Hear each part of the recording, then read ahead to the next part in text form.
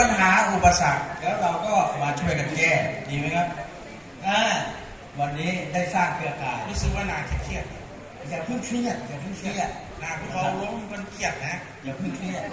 อันดับแรกนะครับมาวันนี้ยังไม่มีใครรู้จักอาจจะรู้จักเฉพาะในพื้นที่อำเภอของตัวเองหมู่บ้านของตัวเองให้ทุกท่านจับคู่สวัสดีสวัสดี ยินดีที่ได้มาพบกันเธอกับฉันพบกันสวัสดี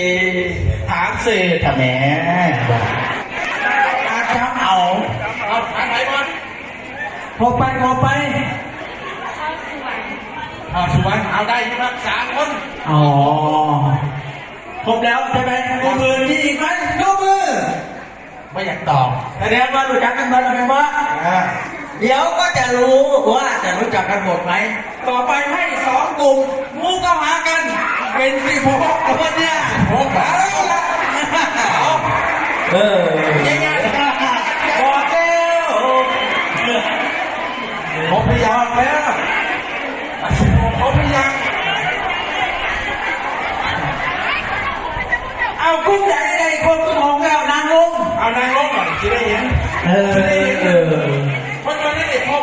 เห็นหัวมันเกิดเห็นหัวเกิดเป็นวงอะไรเนี่ยรู้สึกว่าขยายออกเรื่อยๆเนาะเป็นพวง